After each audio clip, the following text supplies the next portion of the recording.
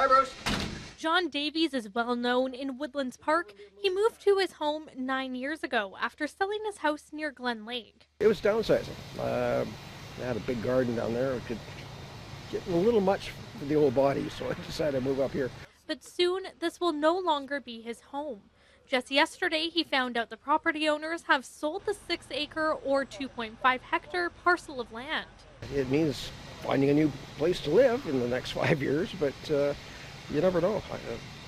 At my age, it could be in a home by then, to be honest with you. The City of Langford unanimously voted in favor of buying the land for $9.8 million at an in-camera meeting in December, with the goal of turning it into an urban oasis, something the landowner says he always wanted in a video produced by the city. I always wanted this to be a park. I love gardening and I love the natural environment, so that was my long-term thought. Plans for the park include trails, gardens, picnic areas, and playgrounds, very similar to Beacon Hill Park in Victoria. And it's one of the key things that I hear time and time again from folks here.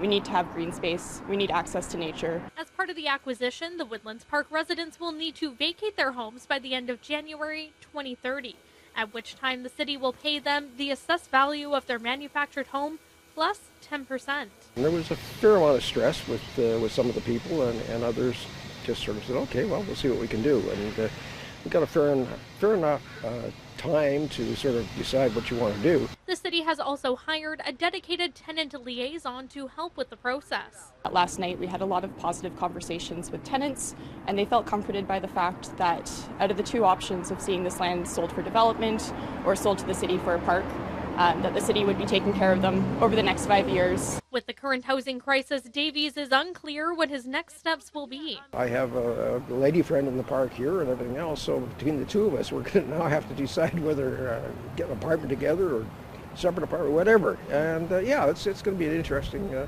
few years, that's for sure. Until he figures it out, he plans to continue gardening and to take his time finding the next place he'll call home.